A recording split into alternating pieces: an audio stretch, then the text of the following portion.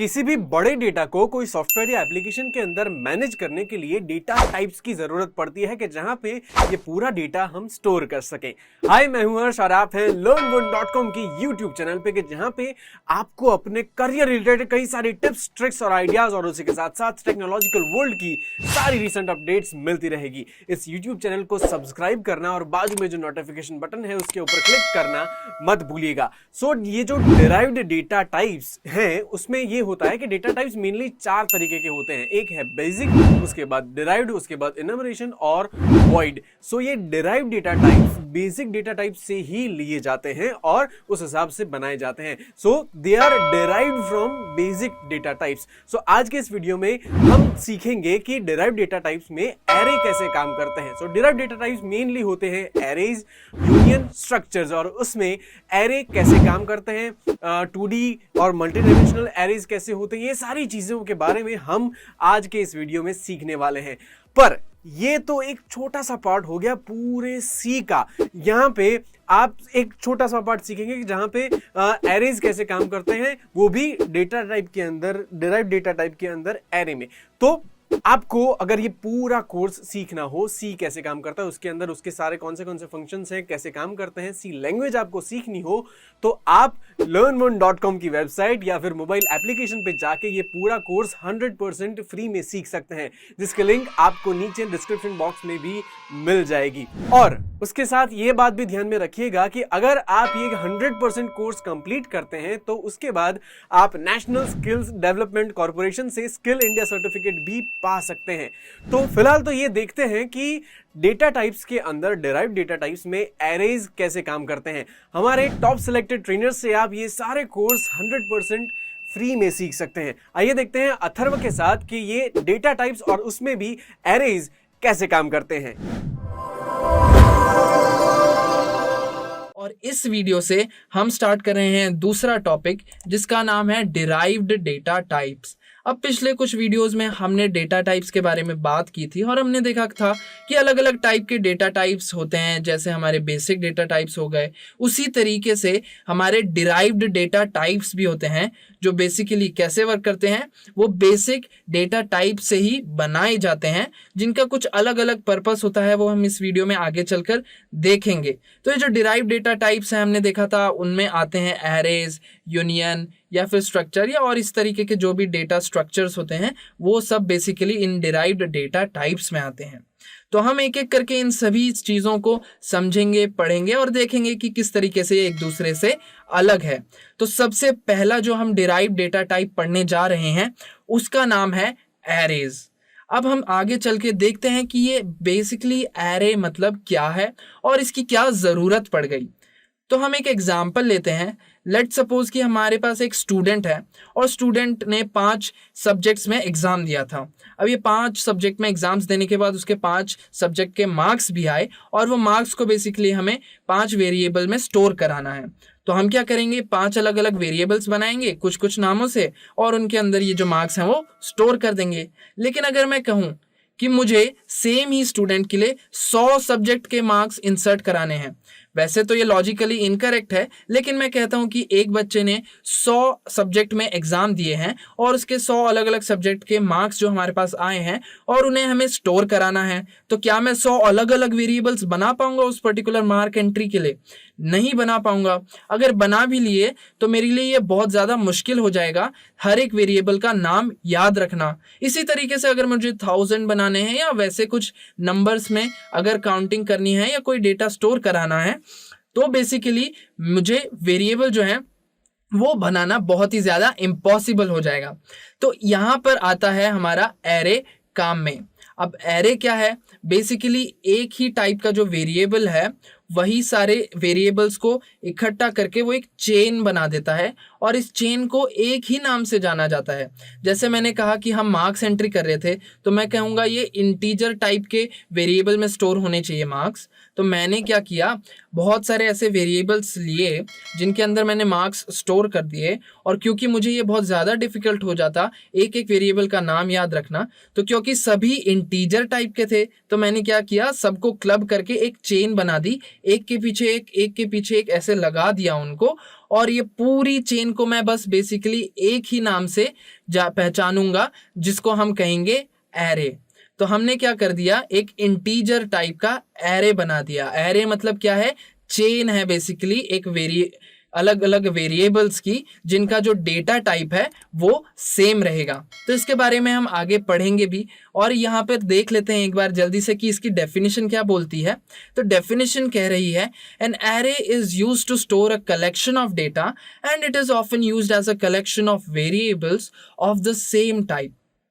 तो यही अभी हमने लेमैन टर्म्स में समझा कि जब हमें सेम ही टाइप के डेटा को बहुत सारे अलग अलग उसमें ब्लॉक्स में डालना पड़ता है, तब हम क्या बनाते हैं, तब हम एरेज बनाते हैं। और एरेज क्यों इजी होता है, क्योंकि हमें सिर्फ एक ही नाम याद रखना पड़ता है, उस एरे का नाम याद रखना पड़ता है, और वो नाम से ही हमें जो सारे वेरिएबल्स हैं जो चेन में लगे हुए थे एक दूसरे से अटैच होकर, उन सब के बारे में हमें इंफॉर्मेशन मिल जाती है और उन सब के से वैल्यू हम एक्सट्रैक्ट कर सकते हैं।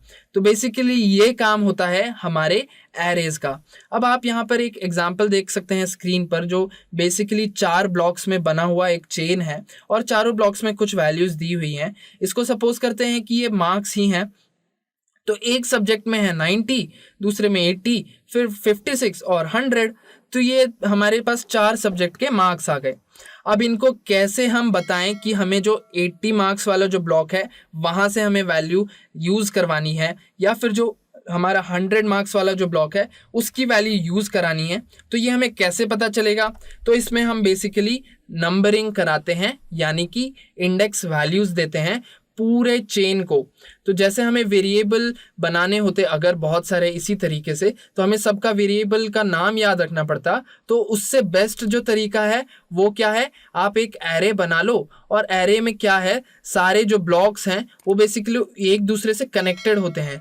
इसका मतलब क्या है कि जब आप पहला जो ब्लॉक है वो एक्सेस करोगे तो आपको पहले ब्लॉक से ये पता चल जाएगा कि दूसरे ब्लॉक में क्या वैल्यू स्टोर है और वो कहाँ पर स्टोर्ड है बेसिकली। सो इसी तरीके से हमने ये चेन बना ली है और हमने अपने मार्क्स स्टोर करा दिए हैं।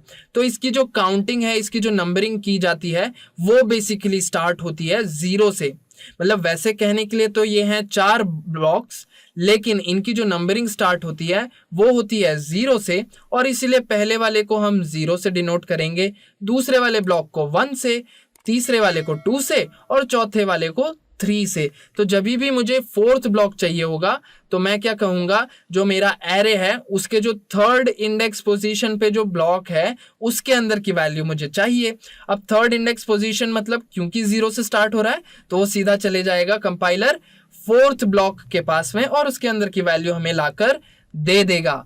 तो कुछ इस तरीके से हमारा एरे का काम होता है, और हमें ऐसे बहुत सारे वेरिएबल्स नहीं बनाने पड़ते। सेम ही टाइप का अगर डेटा हुआ तो हम बस एक एरे बनाते हैं और वो एरे की हम साइज बता देते हैं कि मुझे 10 नंबर स्टोर कराने हैं या 100 नंबर स्टोर कराने हैं, और उसी के हिसाब से जो हमारा एरे है वो उस पर्टिकुलर उतनी लंबी चेन बना देता है, और चेन के अंदर एक एक ब्लॉक के अंदर बेसिकली वो वैल्यू इनपुट ले लेता है।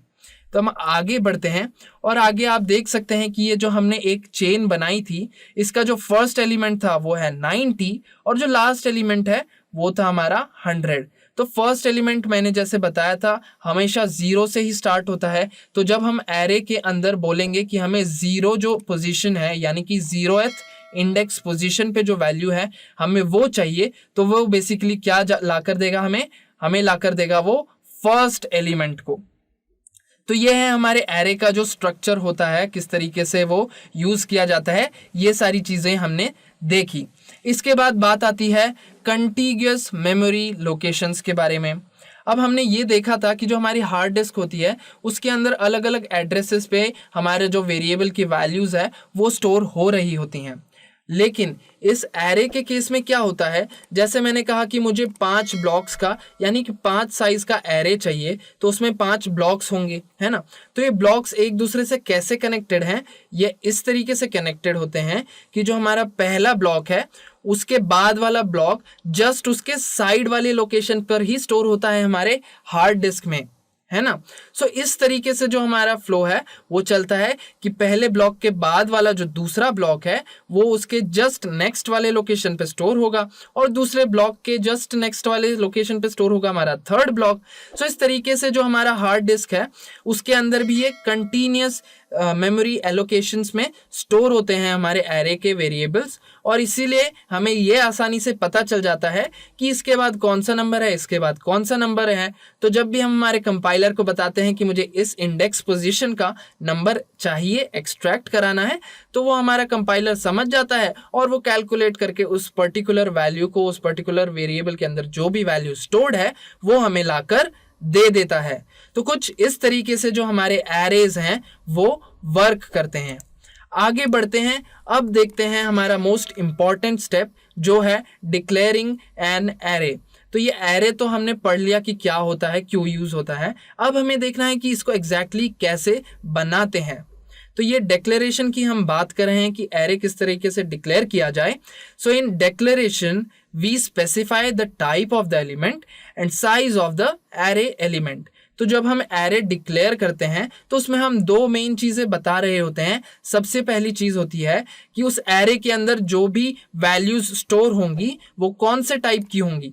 ये तो हमने देखा कि सभी एक ही टाइप की होंगी, लेकिन वो टाइप कौन सी होगी ये हमें बताना पड़ता है हमारे एरे के डिक्लेरेशन में, जिससे हमारे कंपाइलर को पता चल सके कि उसके अंदर किस टाइप की वैल्यू स्टोर्ड है।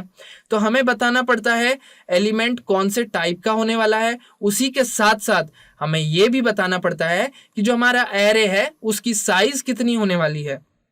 जैसे हमने देखा कि हमें 5 सब्जेक्ट के मार्क्स स्टोर करने हैं, तो मैं कहूँगा उसकी साइज जो है वो होगी 5। इसी तरीके से अगर 100 सब्जेक्ट के मार्क्स स्टोर करने पड़ते तो मैं कहता उसकी साइज है 100। तो ये जो हमारा साइज वाला जो फंडा है और उसी के साथ साथ जो हमारा डेटा टाइप होने वाला है उस पर्टिकुलर वैल्यू का, तो ये दोनों चीज़ें हमें हमारे डिक्लेरेशन में बतानी पड़ती है हमारे कंपाइलर को। तो इसका सिंटैक्स देखते हैं। सिंटैक्स में सबसे पहले आएगा डेटा टाइप, बिल्कुल उसी तरीके से जैसे हम एक वेरिएबल बनाते हैं। तो सबसे पहले आता है डेटा टाइप, उसके बाद आएगा हमारा एरे का नाम। तो एरे का नाम हम वैसे ही उसी तरीके से दे सकते हैं जैसे हम किसी फंक्शन का नाम देते हैं या वेरिएबल का नाम देते हैं, जब तक कि वो आइडेंटिफायर के रूल्स एंड रेगुलेशंस में फिट हो रहा हो। तो हमने एक एरे का नाम भी दे दिया। उसके बाद में मोस्ट इंपॉर्टेंट पार्ट आता है साइज लगाने का, साइज डिफाइन करने का, जो हम करते हैं एक स्क्वायर ब्रैकेट के अंदर। आप देख सकते हैं सिंटैक्स में एक स्क्वायर ब्रैकेट लिखा हुआ है और उसके अंदर हम साइज लिखते हैं हमारे एरे की। तो फॉर एग्जाम्पल हमने एग्जाम्पल के तौर पर यहाँ पे ROLL यानी कि रोल नाम का एक एरे बना दिया है, जिसका जो डेटा टाइप है वो है इंटीजर और उसके जो स्क्वायर ब्रैकेट्स हैं उसके अंदर हमने लिखा है 20। इसका मतलब ये है कि जो हमारा एरे होने वाला है वो 20 ब्लॉक्स का होगा, उसकी साइज 20 होगी, यानी कि उसके अंदर 20 रोल नंबर्स फिट हो पाएंगे। तो कुछ इस तरीके से हमें बताना होता है हमारे कंपाइलर को कि हमारा एरे किस टाइप का है, उसकी साइज क्या होगी और वो कैसे लिखा जाएगा। तो इसलिए इसे कहते हैं एरेज डिक्लेरेशन या फिर डिक्लेयरिंग ऑफ एन एरे। हमने देख लिया एरे डिक्लेरेशन के बारे में। अब हम देखते हैं कि एरे के अंदर जो वैल्यूज हम डाल रहे होंगे वो कैसे डाली जाएंगी। तो इसे कहते हैं हम initialization of arrays, initializing the arrays. और यहाँ पर क्या करते हैं, we can initialize an array in C either 1 by 1 और यूजिंग अ सिंगल स्टेटमेंट। अब जो हमारा एरे है उसके अंदर हम वैल्यूज़ दो तरीके से डाल सकते हैं। अब ये तो हमें पता है कि जो हमारा एरे है उसके अंदर इंडेक्स पोजीशन से हम पता लगाते हैं कि वेरिएबल का नंबर कौन सा आने वाला है। हम स्टार्ट करते हैं 0 से, फिर 1 2 3 4 लेके, जैसे साइज उसकी n है तो n-1 तक हमारा जो इंडेक्स पोजीशन है वो चलती रहेगी। सो इसी तरीके से हम दो बेसिक तरीकों से इनिशियलाइज कर सकते हैं हमारे एरे को। एक तो है 1 by 1 और दूसरा है एक सिंगल स्टेटमेंट से। तो हम एग्जाम्पल देखते हैं। तो यहाँ पे क्या किया है, बैलेंस नाम का एक एरे बना दिया है जिसका जो डेटा टाइप है वो है डबल और उसके अंदर फिलहाल के लिए साइज में कुछ लिखा हुआ नहीं है, खाली छोड़ा हुआ है। तो ये भी अलाउड होता है एरे में जब आप उसके साथ साथ ही नंबर ऑफ ब्लॉक्स यानी कि नंबर ऑफ वैल्यूज लिख रहे हो। तो इस एग्जाम्पल में आप देख सकते हैं कि उसमें आगे इक्वल टू लिखकर आपने कर्ली ब्रैकेट के अंदर 5 वैल्यूज भी लिख दी हैं, यानी कि 1000, 2, 3.4, 7 और 50। तो ये 5 वैल्यूज मैंने लिख दी हैं मेरे बैलेंस एरे के सामने, और मैंने उसकी साइज मेरे स्क्वायर ब्रैकेट के अंदर लिखी नहीं है, बट दैट्स अलाउड। क्यों? क्योंकि हमें इसको देखने से पता चल रहा है कि उसके अंदर बेसिकली 5 वैल्यूज स्टोर होंगी, तो इसीलिए उसकी जो साइज है वो भी हो जाएगी 5। तो ये बाय डिफॉल्ट हमारे कंपाइलर को समझ में आ जाता है। लेकिन अगर आप एक ही लाइन में जो हमारा एरे है उसके अंदर वैल्यूज नहीं डाल रहे, तो आपको साइज लिखनी पड़ती है, यानी कि स्क्वायर ब्रैकेट खाली आप नहीं छोड़ सकते। सो इस तरीके का हमारा जो एरे है वो इनिशियलाइजेशन करवाता है। ये तो हो गई सिंगल स्टेटमेंट की बात कि किस तरीके से आप एक ही स्टेटमेंट की मदद से पूरे एरे को फिल करा सकते हैं। अब दूसरा जो तरीका है इनिशियलाइजेशन का, वो है हमारा 1 by 1 वाला तरीका। तो जिस तरीके से हम कोई भी एक एलिमेंट को उसके इंडेक्स पोजीशन से जानते हैं किसी भी एरे में, जैसे मुझे पहला एलिमेंट चाहिए तो मैं कहूँगा 0th इंडेक्स पोजीशन पे जो एलिमेंट है वो मुझे चाहिए। अब मैं कहूँगा मुझे दूसरा एलिमेंट चाहिए मेरे एरे में से, तो मैं कहूँगा फर्स्ट इंडेक्स पोजीशन पे जो एलिमेंट है वो लाकर दे दो। सो इस तरीके से इंडेक्स वैल्यू स्टार्ट होती है 0 से और n-1 तक चली जाती है। तो मुझे अगर स्टोर करना है 0th पोजीशन पे, यानी कि फर्स्ट एलिमेंट मुझे डालना है, तो मैं कैसे लिखूंगा उसे? मैं लिखूंगा मेरे एरे का नाम, फिर स्क्वायर ब्रैकेट लिखूंगा और उसके बाद में अंदर उस पर्टिकुलर इंडेक्स पोजीशन का नंबर लिखूंगा। अब यहाँ पे आप एग्जांपल में देखेंगे कि मैंने बैलेंस लिखा हुआ है, एरे का नाम है, उसके बाद स्क्वायर ब्रैकेट में 4 लिखा है। तो ये 4 यहाँ पर उस पर्टिकुलर इंडेक्स पोजीशन को दिखा रहा है, पॉइंट कर रहा है। वो हमें कैसे पता चलता है?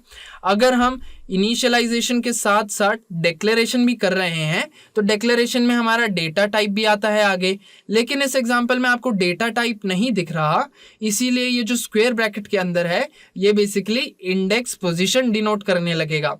अगर हमारा डेटा टाइप साथ में होता तो इसके अंदर वो साइज डिनोट करता।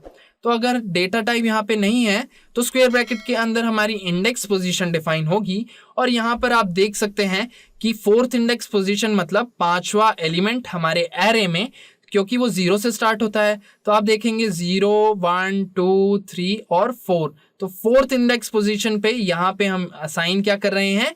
50.0। सो कुछ इस तरीके से हमारा इनिशियलाइजेशन 1 by 1 भी हो सकता है कि अब मैं लिखूं बैलेंस और ब्रैकेट में लिख दूं 3, तो 3 जो है वो बेसिकली यहाँ पर कोई वैल्यू इनपुट करा रहा होगा। सो इस तरीके से हमारा declaration as well as initialization of array काम करता है। अगर आपको लगता है कि इस वीडियो या इस टॉपिक का कोई भी ऐसा पार्ट है जो शायद आपको समझ में नहीं आया, तो आप उस टॉपिक से रिलेटेड कोई भी क्वेरी या क्वेश्चन हमसे बेझिझक पूछ सकते हैं। आपको बस जाना है forums.learn1.com पर, आपको आपकी क्वेरी वहां पर टाइप करनी है आपके भाषा में, और हम वहां पर आपका जो सोल्यूशन है, जो आंसर है, वो जल्द से जल्द लेकर आ जाएंगे आपके ही भाषा में। इसके अलावा अगर आप चाहते हैं कि आप कोई भी टॉपिक पर डिस्कशन करें, तो वो भी आप यहाँ पर forums.learn1.com पर कर सकते हैं। अब हम देखने जा रहे हैं इस वीडियो की मदद से कि एक एरे के अंदर वैल्यू स्टोर तो कर दी, लेकिन वो वैल्यू यूज कैसे की जाए। एक पर्टिकुलर वैल्यू, जैसे हमने कहा कि एक चेन बन जाती है वेरिएबल की, और हमें बहुत सारे नाम नहीं देने पड़ते एक एक वेरिएबल को, बल्कि हम एक इंडेक्स पोजीशन दे देते हैं, और इंडेक्स पोजीशन की मदद से हम वो पर्टिकुलर वेरिएबल के अंदर जो वैल्यू है वो या तो इंसर्ट करवा देते हैं या फिर एक्सट्रैक्ट करा लेते हैं। तो इंडेक्स वैल्यू की मदद से हम बेसिकली ऑपरेशंस कंडक्ट करते हैं एरेज में। तो यहाँ पर हम देखने जा रहे हैं कि किस तरीके से इंडेक्स वैल्यू के बेसिस पे हम ये चीज़ें हमारे एरे से एक्सट्रैक्ट कैसे करा पाएंगे। तो हम ये देख रहे हैं, और इसीलिए हम आज बात करेंगे how to access the elements from the array. यहाँ पे अगर हम बात करें तो an element is accessed by placing the index of the element within the square brackets after the name of the array.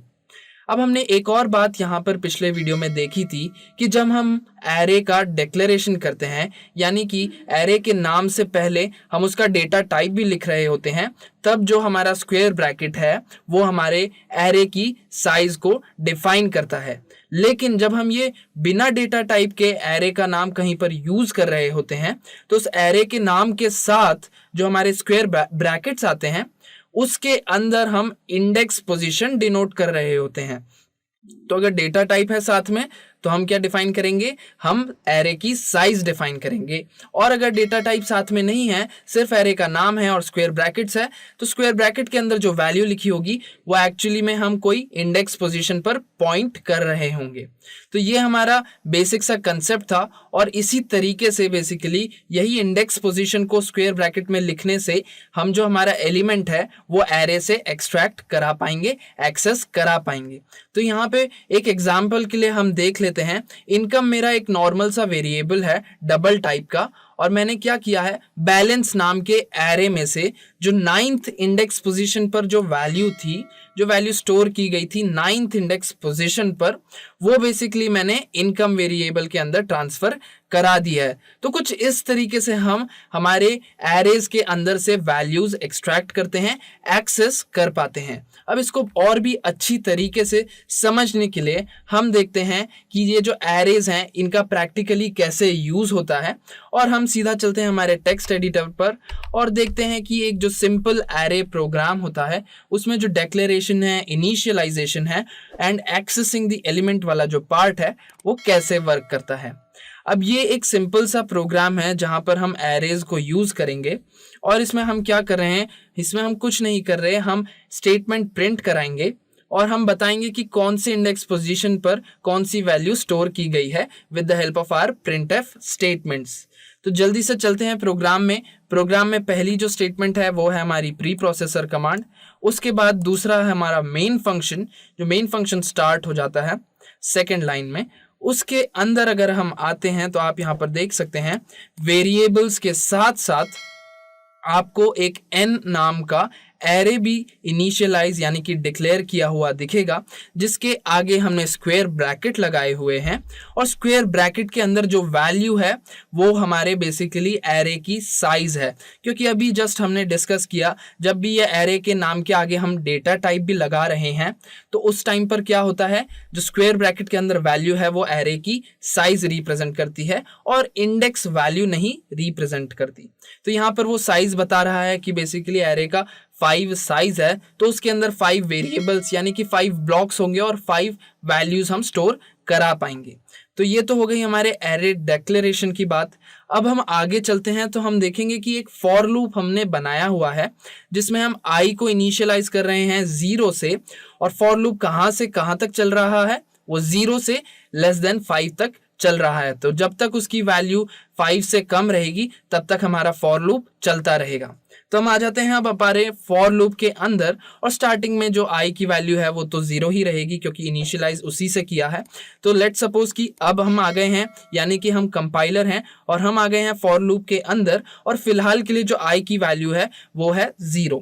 तो यहाँ पर क्या होगा, यहाँ पे थोड़ा सा ध्यान देने की जरूरत है।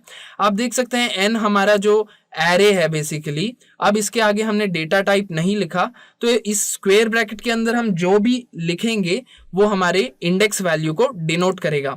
तो यहाँ पर हमने वेरिएबल लिखा है, तो यहाँ पे ये बेसिकली वेरिएबल की वैल्यू को अंदर कंसिडर करेगा। तो वेरिएबल i है और i हमें पता है पहली बार में 0 है, तो यहाँ पे बेसिकली क्या कर रहा है, वो n के 0th इंडेक्स पोजीशन पर ये जो भी वैल्यू आगे लिखी है वो स्टोर कर रहा है। अब वैल्यू क्या स्टोर हो रही है, i की वैल्यू 0 थी ऑलरेडी और उसमें हमने प्लस करके 100 स्टोर कर दिया।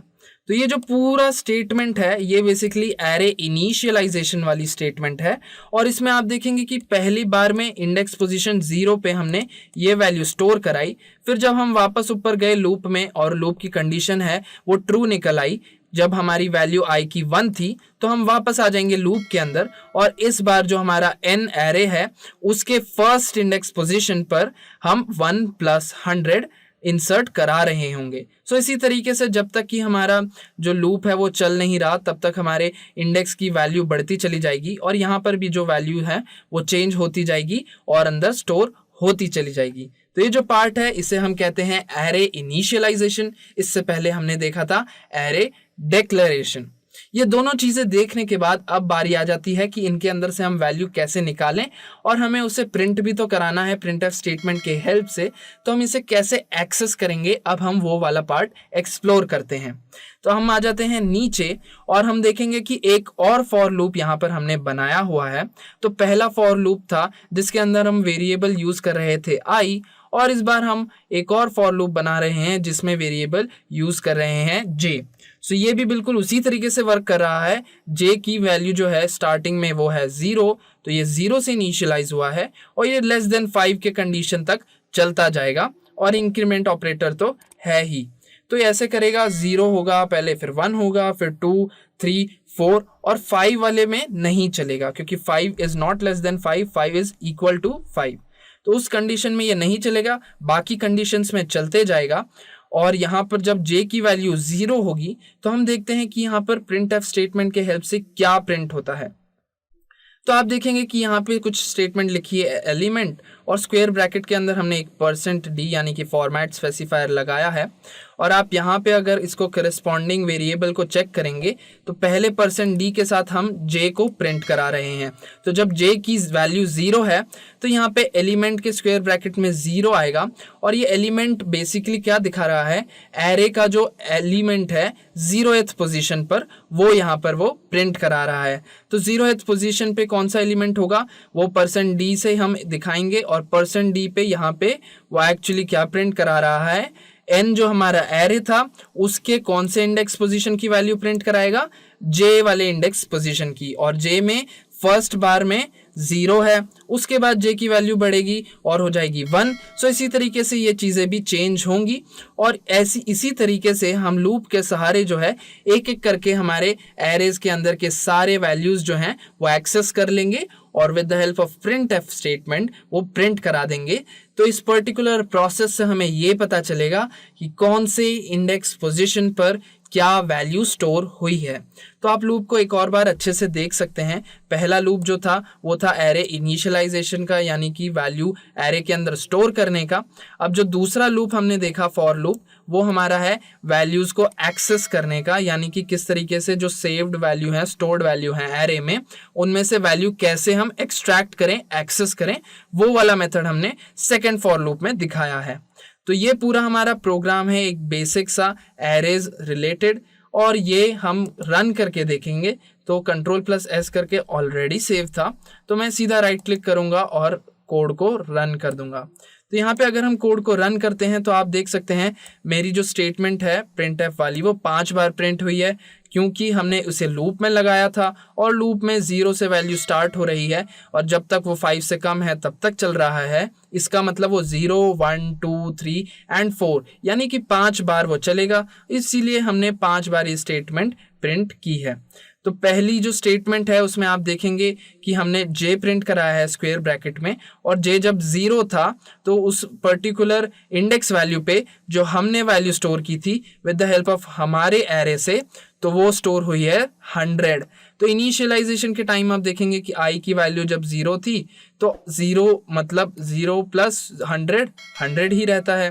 फिर i की वैल्यू जब 1 हुई तो 1 प्लस 100 हो गया 101, और वो 101 यहाँ पर प्रिंट हो गया। सो इसी तरीके से हम देखेंगे कि 0th इंडेक्स पे 100 वैल्यू है, फर्स्ट इंडेक्स पे 101, सेकेंड पे 102, थर्ड पे है 103 और फोर्थ पे 104। सो कुछ इस तरीके से हमारा declaration, initialization and accessing the elements वाला जो पार्ट है वो कंप्लीट होता है एक एरे के अंदर, और हम यहाँ पर मदद लेते हैं हमारे फॉर लूप्स की। तो इससे आपको ये भी पता चलेगा कि हमने फॉर लूप्स क्यों सीखे, क्योंकि हमें ऐसे कई बार करना पड़ता है कि एक ही स्टेटमेंट को बार बार प्रिंट कराना पड़ता है बेस्ड ऑन अ कंडीशन, और इसीलिए हम वो पर्टिकुलर लूप यूज कर रहे होते हैं। तो इसके द्वारा हमें ये समझ में आया कि कैसे हम डिक्लेयर, इनिशियलाइज और एक्सेस कर सकते हैं हमारे एलिमेंट्स को। अगर आपको लगता है कि इस वीडियो या इस टॉपिक का कोई भी ऐसा पार्ट है जो शायद आपको समझ में नहीं आया, तो आप उस टॉपिक से रिलेटेड कोई भी क्वेरी या क्वेश्चन हमसे बेझिझक पूछ सकते हैं। आपको बस जाना है forums.learn1.com पर, आपको आपकी क्वेरी वहां पर टाइप करनी है आपके भाषा में, और हम वहां पर आपका जो सोल्यूशन है, जो आंसर है, वो जल्द से जल्द लेकर आ जाएंगे आपके ही भाषा में। इसके अलावा अगर आप चाहते हैं कि आप कोई भी टॉपिक पर डिस्कशन करें तो वो भी आप यहां पर forums.learn1.com पर कर सकते हैं। अब बारी आ जाती है हमें ये जानने की कि ये जो एरेज हैं ये कितने टाइप के होते हैं। तो हम बात करने वाले हैं types of arrays in C programming. आगे बढ़ते हैं और देखते हैं कि कौन कौन से टाइप्स होते हैं। तो यहाँ पर हम देख सकते हैं बेसिकली 2 टाइप के एरेज होते हैं सी प्रोग्रामिंग में, और ये दोनों टाइप के एरेज का नाम क्या है? एक का नाम है 1 डिमेंशनल एरे और दूसरे का नाम है मल्टी डिमेंशनल एरे। अब इससे हमें ये तो समझ में आ रहा है कि हमने पढ़ा है एक्स और वाई कुछ डायमेंशंस होते हैं, उसके साथ साथ अगर हम 3D फिगर कोई देखें तो उसका जो 3rd डायमेंशंस होता है, यानी कि जो Z एक्सिस है उस पर भी उसकी रीडिंग आ जाती है। तो इस तरीके से जो डायमेंशंस है उसके बेसिस पे हम ये चेक कर पाते हैं कि हमारा जो डायग्राम है वो 2D है या 3D है। तो इस तरीके का कुछ जो डायमेंशन का इन्वॉल्वमेंट है वो हम बेसिकली कंसिडर करते हैं ये फाइंड करने के लिए कि जो हमारा एरे है वो हमारा 1 डायमेंशनल एरे है या फिर हमारा मल्टी डायमेंशनल एरे है। तो इन दोनों को हम एक एक करके समझेंगे। तो सबसे पहले हम देखते हैं कि ये सिंगल डायमेंशनल एरे होता क्या है।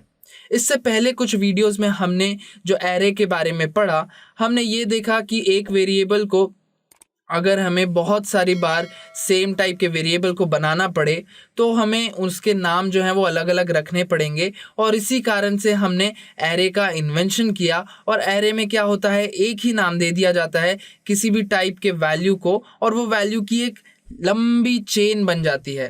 तो ये जो चेन की जो हम बात कर रहे थे पिछले वीडियोस में, तो ये एक सिंगल चेन होती है, एक दूसरे से एक जुड़े हुए होते हैं, और इस सिंगल चेन को ही हम कहते हैं सिंगल डायमेंशनल एरे या फिर 1 डायमेंशनल एरे। तो ये जो हमारे 1 डायमेंशनल यानी कि 1D जो एरे होते हैं ये बहुत ही सिंपल होते हैं, एक लाइन वाले एरे हैं, यानी कि जो हमारा पहला जो ब्लॉक है हमारे एरे का, यानी कि जिसके अंदर हम वैल्यू स्टोर कर रहे हैं पहली, वो हमारा इंटरकनेक्टेड होगा दूसरे वाले ब्लॉक से, और उसी तरीके से तीसरा, चौथा, पांचवा, इस तरीके से जो चेन है वो लंबी होती जाती है। लेकिन इसमें ये बात ध्यान रखने वाली है कि इसका जो डायरेक्शन है यानी कि इसका जो डायमेंशन है वो एक ही तरफ का होता है, एक ही तरफ से वो लंबा होता रहता है। ऐसा नहीं है कि कभी उसके ऊपर भी हम ब्लॉक जोड़ देते हैं, कभी नीचे भी ब्लॉक जोड़ देते हैं, ऐसा नहीं होता है सिंगल डायमेंशनल एरे में।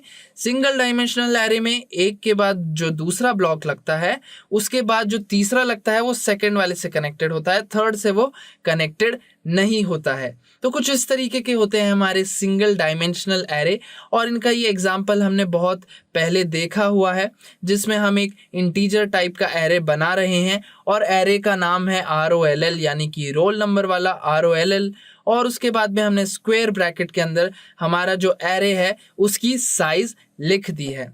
तो ये तरीका है हमारा जो एरे है उसको डिक्लेयर करने का।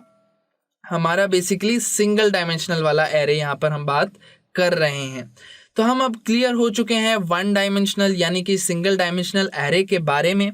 तो अब हम चलते हैं और देखते हैं हमारा जो सेकंड टाइप का एरे था यानी कि मल्टी डायमेंशनल एरे, वो कैसे दिखता है और उसको किस तरीके से डिक्लेयर किया जाता है। तो यहाँ पर आप एग्जाम्पल में देख सकते हैं, अगेन हमने इंटीजर टाइप का ही एक जो एरे है वो बना दिया है, और एरे का नाम अगेन ROLL रोल है। लेकिन आप देख सकते हैं कि स्क्वायर ब्रैकेट की जो संख्या है, जो नंबर ऑफ स्क्वायर ब्रैकेट्स यहाँ पर यूज हो रहे हैं वो बढ़ चुकी है।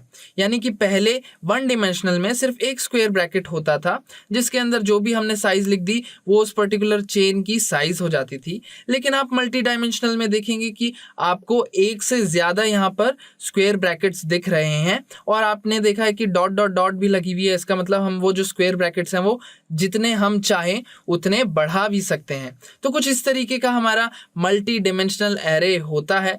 तो आप ये समझ सकते हैं कि नंबर ऑफ जो स्क्वायर ब्रैकेट्स हैं उसके बेसिस पे भी हम ये कह सकते हैं कि अगर सिंगल स्क्वायर ब्रैकेट का जो एक पेयर है वो है तो हम कहेंगे कि हम देख रहे हैं हमारे वन डायमेंशनल एरे को। लेकिन अगर वही हमारा एक से ज़्यादा पेयर हो जाता है हमारे स्क्वायर ब्रैकेट का तो उसे हम कहेंगे मल्टी डायमेंशनल एरे।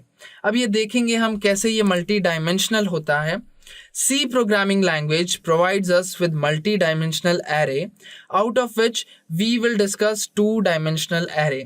अब यहाँ पे हम क्या कह रहे हैं, C प्रोग्रामिंग हमें अलाउ करती है मल्टी डिमेंशनल एरेज बनाने के, लेकिन इस वक्त क्योंकि कॉम्प्लेक्स हो जाएगा मल्टी डायमेंशनल एरेज बनाना, इसीलिए हम सिर्फ टू डायमेंशनल एरेज तक ही देखेंगे और समझेंगे। उसके आगे के जो डायमेंशनल वाले एरेज हैं वो जैसे जैसे हम 2D और 1D एरेज से फेमिलियर हो जाएंगे तो आगे के एरेज भी हमें आसानी से समझ में आने लगेंगे और इजीली हम उन्हें देख पाएंगे और समझ पाएंगे। तो ये था हमारा ओवरव्यू जो हमारे टाइप्स ऑफ एरेज हैं उनके बारे में, जो हमारा सिंगल डायमेंशनल एरे था और मल्टी डायमेंशनल एरे था। तो ये दोनों चीज़ों के बारे में हमने बेसिक डिफरेंस जान लिया है। अगर आपको लगता है कि इस वीडियो या इस टॉपिक का कोई भी ऐसा पार्ट है जो शायद आपको समझ में नहीं आया, तो आप उस टॉपिक से रिलेटेड कोई भी क्वेरी या क्वेश्चन हमसे बेझिझक पूछ सकते हैं।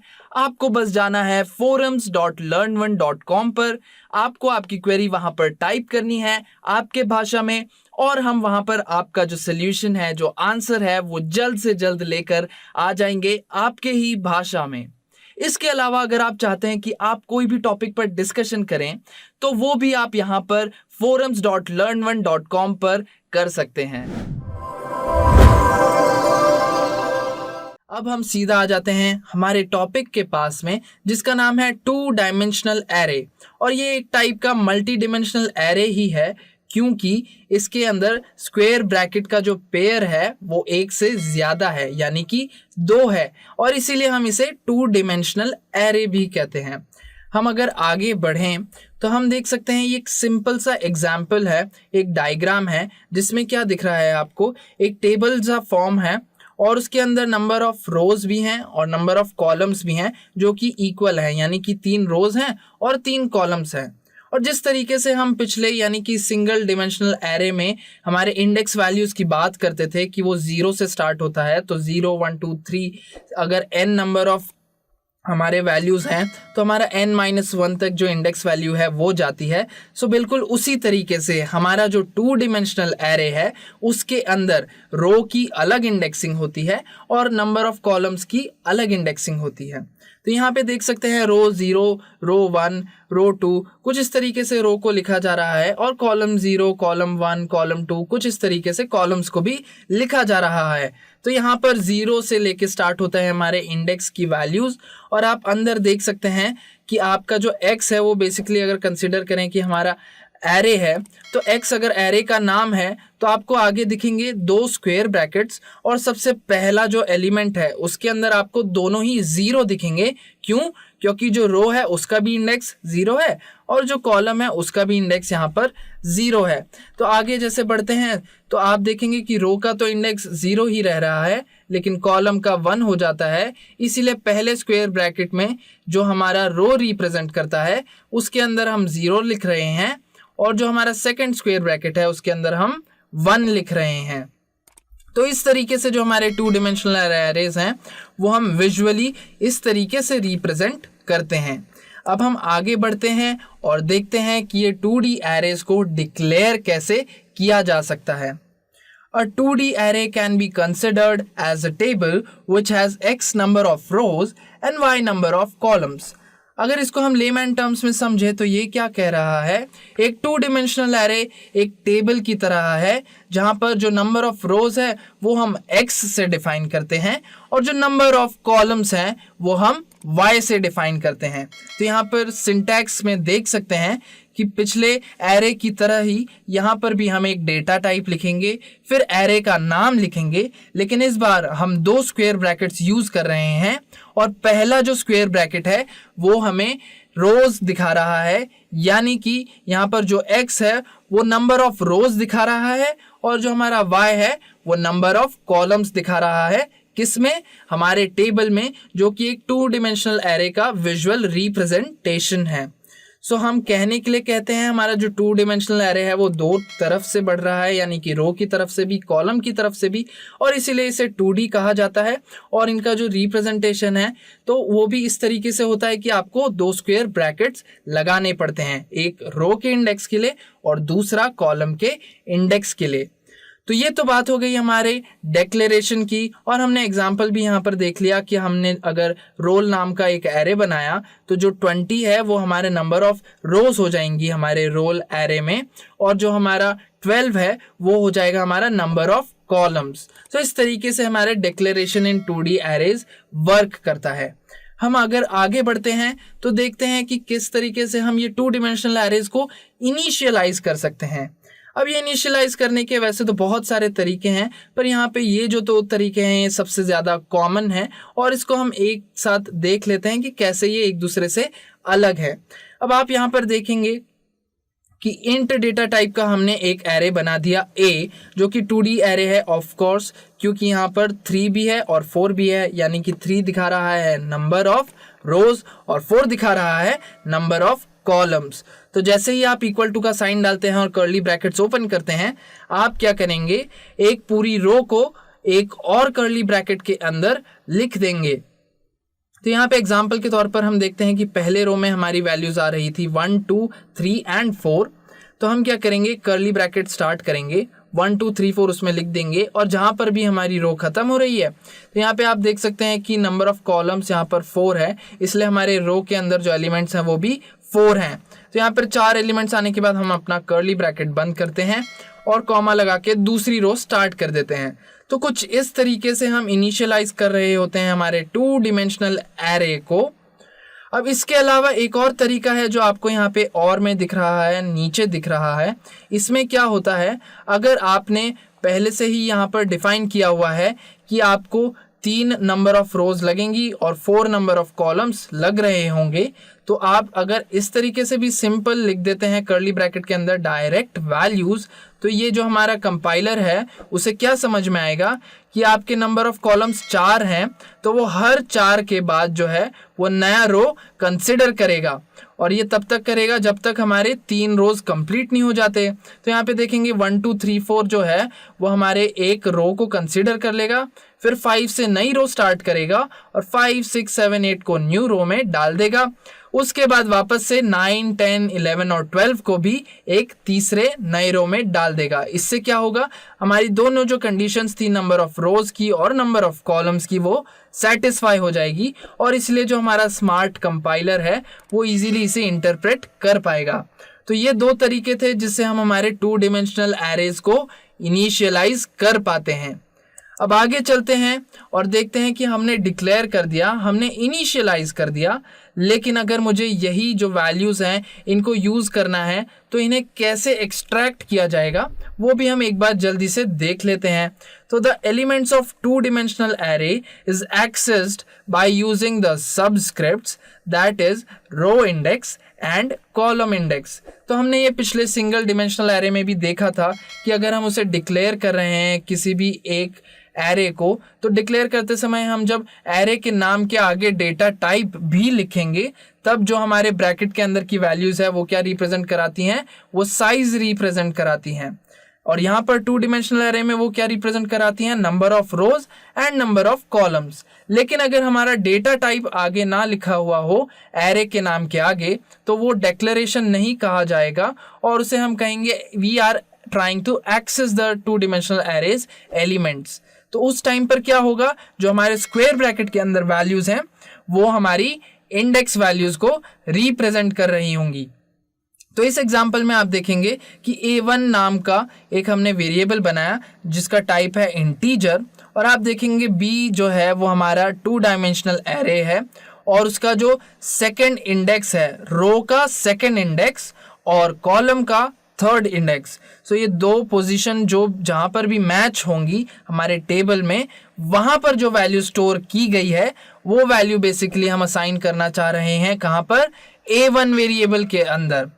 तो इस तरीके से हम अगर चाहें कि हमारे जो 2 डिमेंशनल एरेज के अंदर हमने वैल्यू स्टोर कराई हैं, असाइन कराई हैं, वो हम एक्सेस करना चाहते हैं, तो इस तरीके से हम इंडेक्स नंबर से फाइंड करके उसको एक्सेस करा सकते हैं।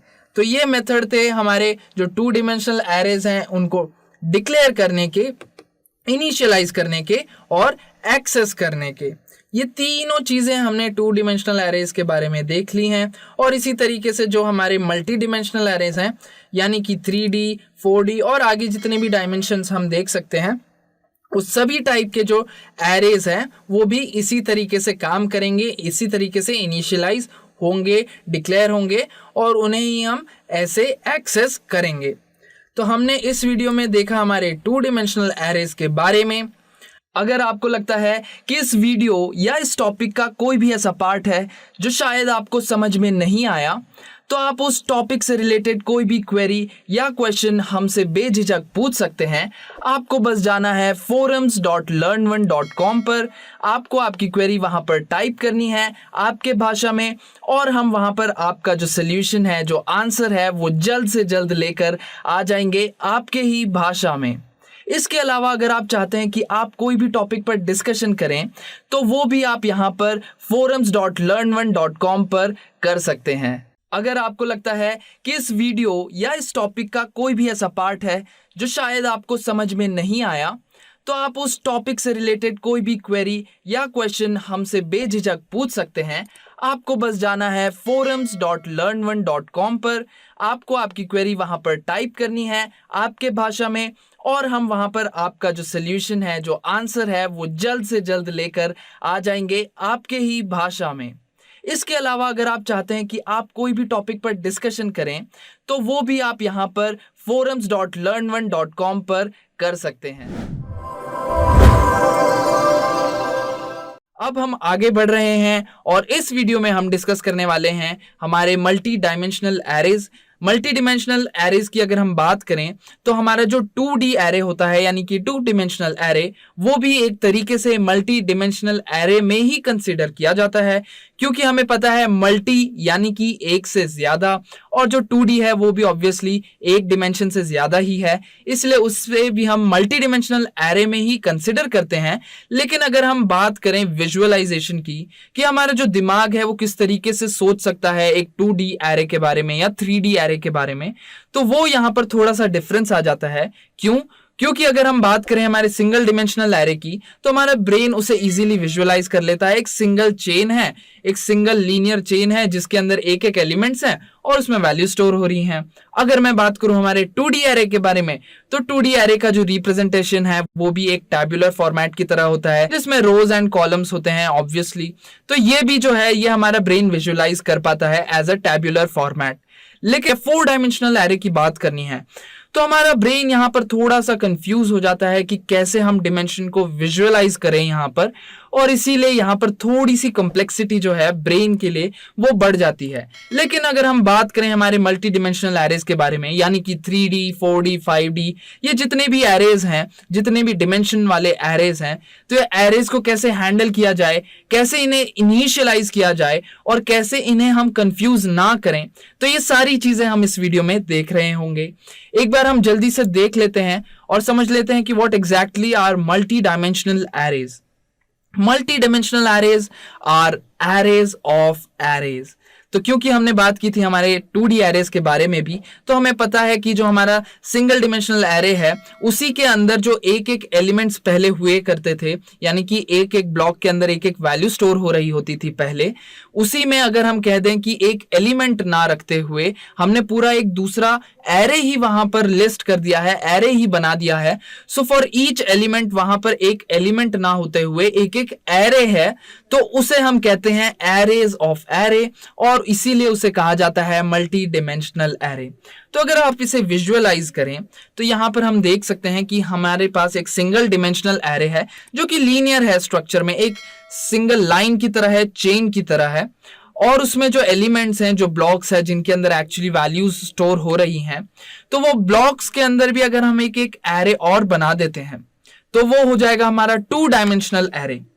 अब अगर हम बात करें जो वो ब्लॉक्स के अंदर हमने एरे बनाए थे फॉर ईच एलिमेंट, अगर वो एरेज के अंदर भी हम जो एलिमेंट्स हैं उनके अंदर और एरेज बना दें तो उसे हम कहेंगे 3 डायमेंशनल एरेज। और इसी तरीके से जो हमारे डायमेंशन है जैसे जैसे बढ़ते चले जाएंगे, जो हमारा लास्ट एरे होगा एज एन एलिमेंट, उसके भी हम जो है एलिमेंट्स को एरेज बना देंगे। सो इस तरीके से हमारे मल्टी डिमेंशनल एरेज यहाँ पर वर्क कर रहे होते हैं। इसको अगर लिखने का जो तरीका है वो यहाँ पर समझ लें तो हमारे लिए चीजें बहुत ज्यादा आसान हो जाती है। तो एक बार जल्दी से हम इसका जनरल फॉर्म देख लेते हैं कि कैसे इसे जनरली लिखा जाता है। चाहे कितने भी जो डायमेंशंस हैं वो आप बढ़ा लीजिए, यहाँ पर उसको लिखने का तरीका है वो ऑलमोस्ट सिमिलर रहेगा, बस जो नंबर ऑफ ब्रैकेट्स है वो यहाँ पर बढ़ते चले जाएंगे। तो एक बार जल्दी से देख लेते हैं कि कैसे उसे जनरली लिखा जाएगा। तो सबसे पहली चीज जो लिखते हैं हम ऑब्वियसली वो है डेटा टाइप। हमने पहले ही देख रखा है, जब भी हम एरेज बना रहे होते हैं उसमें हम डेटा टाइप भी लिखते हैं। डेटा टाइप के बाद आ जाता है यहाँ पर एरे का नाम, यानी कि एरे नेम। तो जो भी हम एरे को नाम दे रहे हैं वो बेसिकली हमारे डेटा टाइप लिखने के बाद आ जाएगा। और उसके बाद जैसे हम सिंगल डायमेंशनल एरेज के लिए दो ब्रैकेट्स लगाते थे, स्क्वायर ब्रैकेट्स, और उसके अंदर हम वो एरे की साइज लिख दिया करते थे, उसी तरीके से अगर मुझे मल्टी डिमेंशनल बनाना है तो जितने डिमेंशन का मुझे एरे बनाना होगा उतने बेसिकली यहाँ पे स्क्वायर ब्रैकेट के पेयर्स लगेंगे। तो अगर मैं बात करूं 2 डिमेंशनल एरे की तो यहाँ पर 2 स्क्वायर ब्रैकेट्स के पेयर लग रहे होंगे। तो आप देख सकते हैं कि जैसे अगर मैंने कहा 2D एरे तो यहाँ पर ये साइज 1 वाला जो स्क्वायर ब्रैकेट का पेयर है वो आएगा और साइज 2 वाला आएगा। उसके आगे कोई लगाने की जरूरत नहीं है क्योंकि हम यहाँ पर सिर्फ 2 डिमेंशनल एरे बना रहे हैं।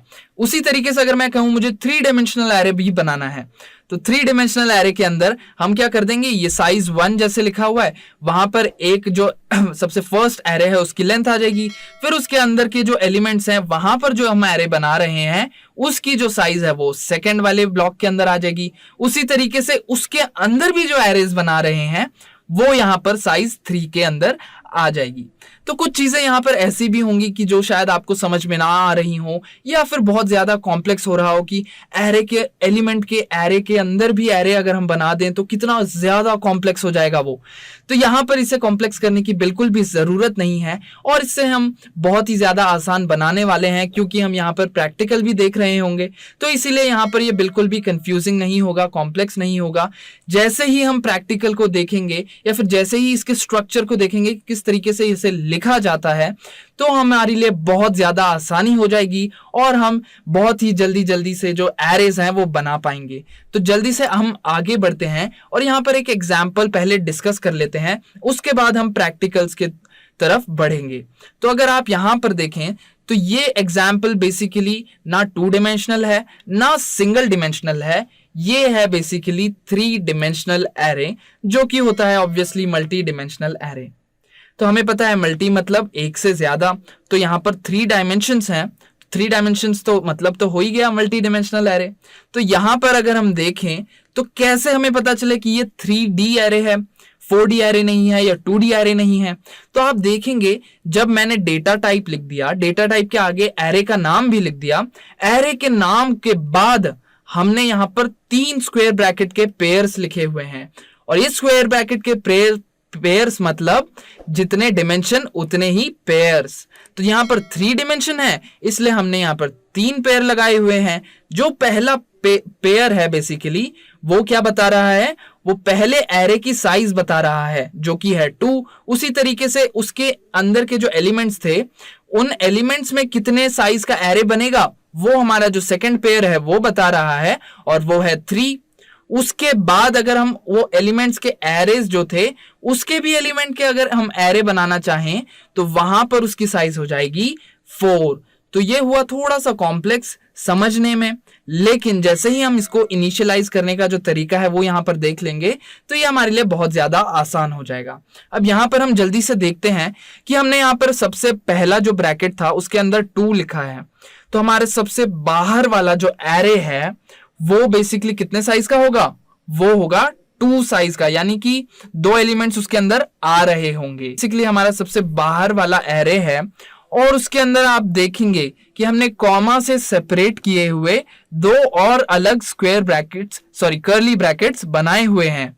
तो ये हमारा पहला कर्ली ब्रैकेट है और नीचे वाला हमारा दूसरा कर्ली ब्रैकेट है। तो क्योंकि हमने यहाँ पर साइज 2 दी थी सबसे बाहर वाले एरे की, तो इसलिए यहाँ पर हमें 2 कर्ली ब्रैकेट के पेयर बनाने पड़े और इसलिए 2 एलिमेंट्स यहां पर हमने लिस्ट कर दिए।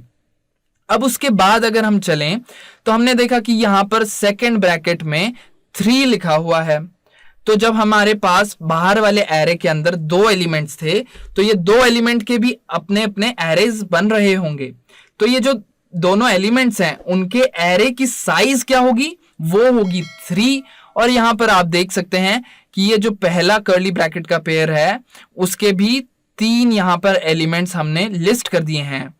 तो यहां पर भी 3 एलिमेंट्स हैं और यहां पर भी 3 एलिमेंट्स हैं और तीनों को ही हमने कॉमा से सेपरेट किया है और उन्हें ग्रुप किससे कर दिया है, कर्ली ब्रैकेट से। उसके बाद अगर हम आगे चलें, क्योंकि ये 3D एरे है तो यहाँ पे थर्ड पेयर भी है और थर्ड पेयर क्या बोलता है, थर्ड पेयर बोलता है कि जो उसके अंदर की जो साइज होगी उस एरे की वो होगी यहां पर 4।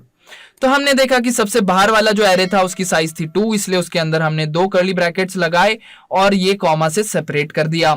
उसके बाद हम आगे बढ़े, देखा हमने 3 जो है वो साइज होगी हमारे अगले वाले यानी कि अंदर वाले एरे की। तो यहां पर इसलिए हमने 3 जो वैल्यूज हैं वो यहां पर लिख दी कॉमा से सेपरेट करते हुए दोनों ही एरेज के अंदर। उसके बाद हम जैसे ही अंदर आए तो हमने देखा यहाँ पर 4 साइज भी लिस्टेड है।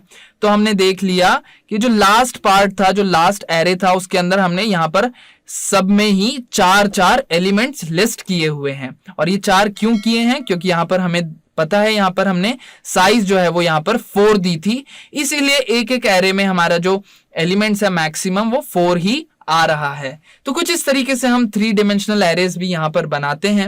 अब अगर हम बात करें 4D की, 5D की, 6D की, 7D की या जितने डिमेंशंस हमें चाहिए उसके हिसाब से हम यहां पर जो है कर्ली ब्रैकेट्स के पेयर बनाते चले जाएंगे और उसके अंदर हम वैल्यूज डालनी है तो वैल्यूज डालेंगे, वैल्यूज नहीं डालनी तो हम एरेज और एक के अंदर एक के अंदर एक बनाते चले जाएंगे। तो इस तरीके से हमारे मल्टी डायमेंशनल एरेज वर्क कर रहे होते हैं। अब हम जल्दी से आगे बढ़ते हैं और सीधा चलते हैं हमारे प्रैक्टिकल्स की तरफ।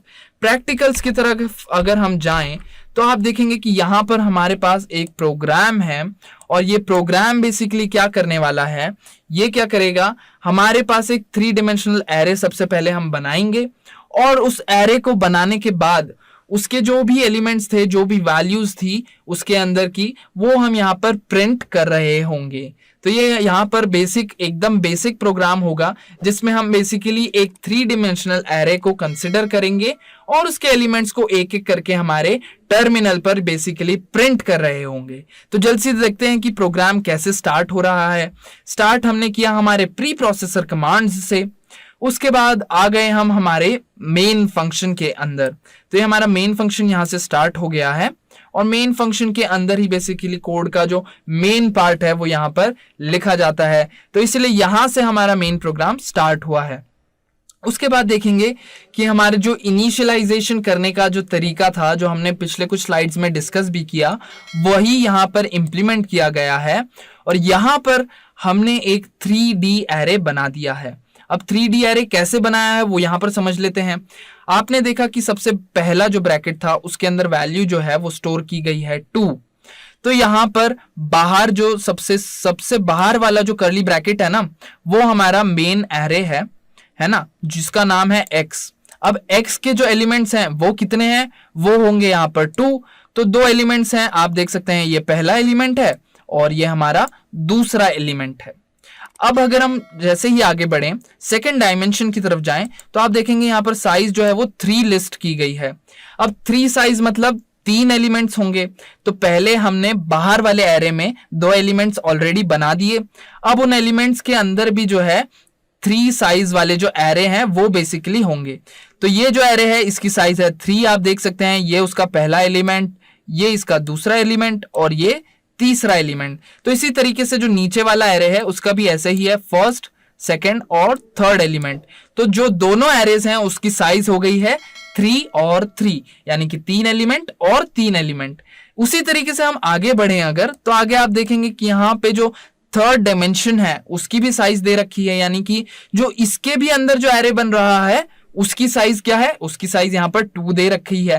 तो अगर 2 है तो आप देख सकते हैं उसके अंदर के एरे की जो साइज है वो भी यहाँ पर 2 है, यानी कि ये उसका पहला एलिमेंट है और ये दूसरा एलिमेंट है। उसी तरीके से इसका भी पहला, दूसरा, पहला, दूसरा और नीचे भी रेस्पेक्टिवली उसी तरीके से जो एरेज हैं उसकी साइज 2 2 2 है।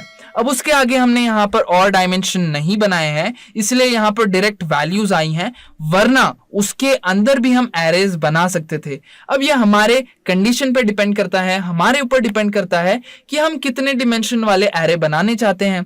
तो यहाँ पर क्योंकि हम 3 डिमेंशनल एरे ही डिस्कस कर रहे हैं, जो कि एक ऑब्वियसली मल्टी डिमेंशनल एरे है, तो ये 3 डिमेंशनल एरे में हमने 3 ही पेयर बनाए थे स्क्वायर ब्रैकेट के, और इसलिए यहाँ पर जो डिग्री है यानी कि कितने अंदर तक डीप तक एरेज गए हैं वो है 3 लेवल ऑफ डिग्री, यानी कि 3 एरेज बेसिकली बना रहे हैं हम, एक के अंदर एक, एक के अंदर एक। तो ये बात हुई हमारे इनिशियलाइजेशन वाले पार्ट की। अब यहां पर हम आ जाते हैं प्रिंटिंग वाले पार्ट की, कि किस तरीके से हमारी जो वैल्यूज है वो यहां पर प्रिंट की जाएंगी हमारे टर्मिनल पर। तो आप जानते हैं कि हमने 2 डिमेंशनल एरे में भी ये पढ़ा था कि हमारा जो ब्लॉक है, यानी कि हमारा अगर सपोज हम 2D एरे की बात करें तो हम उसमें देखते हैं रोज एंड कॉलम्स बन जाते हैं, और एक रो और एक कॉलम के जो इंडेक्स वैल्यूज हैं उसके हिसाब से हम उस पर्टिकुलर वैल्यू को, उस पर्टिकुलर एलिमेंट को एक्सेस कर पाते हैं। उसी तरीके से जैसे 3 डिमेंशनल एरे है तो यहां पर भी जो उसकी डिग्री है वो बढ़ जाएगी, ऑब्वियसली 3 स्क्वायर ब्रैकेट्स आ जाएंगे, और यहां पर इसको हम रो कॉलम्स में डिवाइड नहीं कर सकते क्योंकि ये और डीप जा चुका है, इसीलिए हम इसके जो इंडेक्स वैल्यूज हैं वो 3 हिस्सों में डिवाइड कर रखे हैं, और इन 3 हिस्सों को एक एक करके हम जैसे बढ़ाएंगे तो हमारे एलिमेंट्स जो हैं वो एक्सेस हम यहां पर इजीली कर सकते हैं। तो अब हमारे पास 3 स्क्वायर ब्रैकेट के पेयर्स हैं, जिनके अंदर अगर हम बात करें हमारा जो पहला एरे है उसके अंदर भी कुछ एलिमेंट्स हैं वो एरे ही हैं, उनके अंदर भी जो है एरे हैं। तो इस तरीके से जो हमारे एरेज है उसकी डिग्री 3 हो गई है, 3 एक के अंदर एक एरे बन चुके हैं, इसीलिए हम यहां पर क्या करेंगे, 3 फॉर लूप लगा रहे होंगे। अब फॉर लूप हमें पता है क्या होता है, एक ही जो चीज है उसको अगर हम बार बार एग्जीक्यूट कराना चाहते हैं बेस्ड ऑन अ कंडीशन, तो वहां पर हम यहाँ फॉर लूप यूज करते हैं। तो इस केस में भी हम फॉर लूप यूज कर रहे होंगे। अब वो कैसे यूज कर रहे होंगे, जैसे हमने यहाँ पे लिखा कि हमारी जो साइज है वो है 2, 3 एंड 2। तो सबसे पहले क्या होगा, ये जो है ये साइज रहेगी 0 ही, उसके बाद फॉर 0 ऑफ दिस साइज, जो 0 इंडेक्स पोजीशन होगी हमारे फर्स्ट एरे की, उसके हिसाब से बाकी सारे जो एलिमेंट्स हैं वो प्रिंट होंगे। उसके बाद हम इसको 1 कर देंगे, और फिर यहाँ पर बाकी सारे एलिमेंट्स जो हैं उसके करस्पॉन्डिंग में वो प्रिंट हो रहे होंगे। तो अगर आप लूप को देखें तो लूप में सबसे बाहर वाला जो लूप है उसमें किस तरीके से काम हो रहा है, हमने i एक जो वेरिएबल है वो बनाया है, वो 0 से स्टार्ट हो रहा है, क्योंकि हमें पता है हमारे इंडेक्स वैल्यूज जो हैं वो 0 से स्टार्ट होती हैं, इसलिए यहाँ पर i भी 0 से स्टार्ट हो रहा है। उसके बाद अगर हम देखें तो यहाँ पे हमारी साइज 2 थी, और इसीलिए हमने i लेस देन 2 की कंडीशन यहाँ पर दी हुई है। अब हमने यहाँ पर इंक्रीमेंट ऑपरेशन भी करवा दिया है। अब हम यहाँ पर आ गए हैं पहले फॉर लूप के अंदर। अब फॉर लूप के अंदर हम आ गए, अब हमें क्या है, दूसरे वाली जो वैल्यू है उसको भी यहां पर चेंज करना होगा based on the first value जो कि पहली इंडेक्स पोजीशन थी। तो उसके हिसाब से हमें अंदर की वैल्यूज जो है उसको भी चेंज करना पड़ेगा, इसलिए हम यहां पर सेकंड फॉर लूप लगाते हैं। और इस सेकंड फॉर लूप क्या कर रहा है, ये बेसिकली क्या कर रहा है, वापस से एक j वेरिएबल बना रहा है जिसकी जो वैल्यू है इनिशियलाइजेशन वो है 0, और हमें पता है इंडेक्स वैल्यू 0 से स्टार्ट होती है, इसलिए हमने j को 0 से स्टार्ट किया है और उसको लेके गए हैं हम 3 से लेस देन तक। मतलब 3 से जब तक j कम है तब तक ये फॉर लूप चलता रहेगा। जैसे ही ये 3 से ज्यादा हो जाता है या 3 के इक्वल हो जाता है, ये फॉर लूप चलना बंद हो जाएगा और बाहर आ जाएगा, और बाहर आने के बाद वापस से जो हमारा बाहर वाला फॉर लूप था उसकी वैल्यू बढ़ेगी और फिर वो वापस एग्जीक्यूट होने लगेगा। तो इस तरीके से जो है हम एक एक एलिमेंट्स को हमारे 3 डिमेंशनल एरे के अंदर एक्सेस करते चले जाएंगे। अब हम आ गए हमारे सेकेंड फॉर लूप के अंदर, और आप देखेंगे सेकेंड फॉर लूप के अंदर एक और फॉर लूप है। क्यों? क्योंकि हमारे 3 डिमेंशंस हैं और इसलिए तीसरी वैल्यू जो है उसको भी आइटरेट करने के लिए, उसको भी रिपीट करने के लिए बार बार हमें तीसरा फॉर लूप भी यहां पर लगाना पड़ा है, जिसमें हमने k वेरिएबल का इस्तेमाल किया है। k को हमने 0 से इनिशियलाइज किया है और k को कब तक चला रहे हैं, जब तक कि जो वैल्यू है k की वो 2 से कम रहे।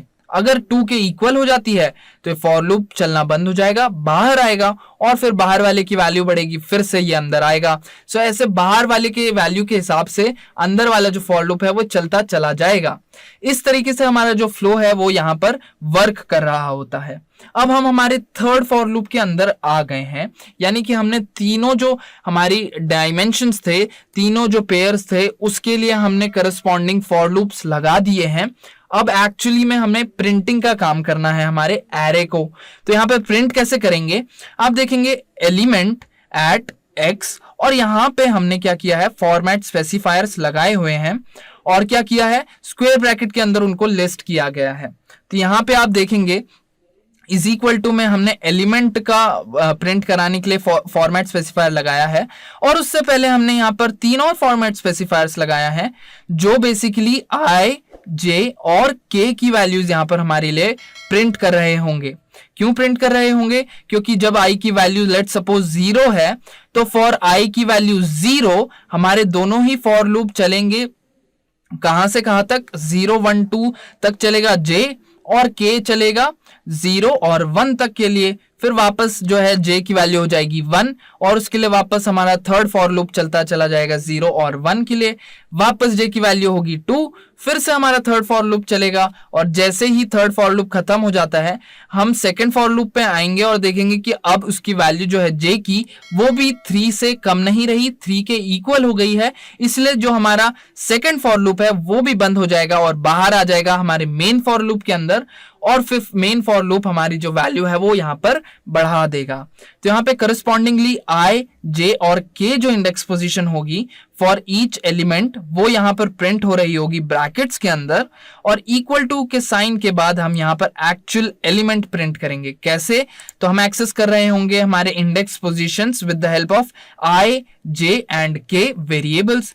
तो ये i, j एंड k जो है ये ईच टाइम जो है वो वेरी करते चले जाएंगे, और इसलिए हम एक एक हमारा जो एलिमेंट था हमारे एरे के अंदर वो एक्सेस इजीली कर लेंगे। तो अब यहाँ पर इसको जल्दी से करके देखते हैं एग्जीक्यूट, और फिर इससे हमें पता चल जाएगा कि एक्चुअली में जो हमारा 3 डिमेंशनल एरे है उसे कैसे एक्सेस किया जाता है, कैसे ये यहाँ पर चल रहा है, और क्या क्या चीजें हमें जरूरी होती हैं। तो अब हम यहाँ पर आ गए हैं हमारे टर्मिनल के अंदर, हम यहाँ पर हमारी कमांड चलाते हैं। तो कमांड में हम लिखेंगे gcc और लिखेंगे हमारे फाइल का नाम, यह आ गया हमारे फाइल का नाम, और ये हो रहा है कंपाइल हमारा कोड। अब कंपाइल हो चुका है, अब इसको हम करेंगे रन। तो जैसे कि आप देख सकते हैं हमारा जो टर्मिनल है उसे हम बड़ा कर लेते हैं, तो ये हमारा आउटपुट जो है वो हमारे पास यहाँ पर बनकर आ गया है। तो आप देखेंगे कि जब इंडेक्स पोजीशन जो थी 0 0 और 0 थी, तो वहां पर हमारा जो वैल्यू थी, एलिमेंट जो स्टोर हुआ था वो था हमारा 0। तो इसको हम थोड़ा सा नीचे भी ला देते हैं ताकि हम यहाँ पर चेक कर सकते हैं कि हमारा जो सही में एलिमेंट था वो 0 ही था क्या। तो यहाँ पे आप देख सकते हैं 0 0 0 इंडेक्स पोजीशन पे 0 ही जो वैल्यू है वो स्टोर हुई थी। उसी तरीके से अब यहाँ पर जो है ये 0 से 1 हो गया है हमारा थर्ड इंडेक्स पोजीशन बेसिकली, और बाकी दोनों 0 ही रहेंगे। क्यों, क्योंकि वो बाहर की वैल्यूज हैं, तो बाहर वाले के बेसिस पे जो अंदर की वैल्यूज हैं करस्पॉन्डिंग वो चलती रहेंगी। जैसे ही अंदर की खत्म हो जाती हैं फिर से वो बाहर वाले पे जाएंगी और बाहर वाले की वैल्यू चेंज करवा के फिर से अंदर आके उसे चेंज कराती चली जाएंगी। तो यहाँ पर हमारे प्रोग्राम में 0 0 0 इंडेक्स पोजीशन पे है 0, उसके बाद अगर हम आगे बढ़ें यानी कि 0 0 और 1 पे, तो 1 है स्टोर्ड, यहाँ पर आप देख सकते हैं 1 इधर स्टोर्ड है।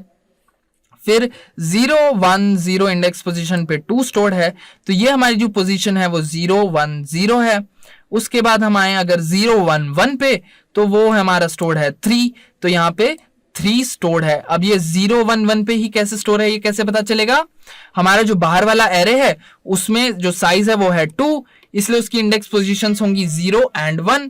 तो 0 इंडेक्स पोजीशन हो गई बाहर वाले की, तो 0 तो यहाँ पे है हमारे पास। उसके बाद हम अंदर आए, तो अंदर में हमने क्या किया, हमारा जो 0th इंडेक्स पोजीशन पे जो एरे था अब हमने वो कंसीडर कर लिया।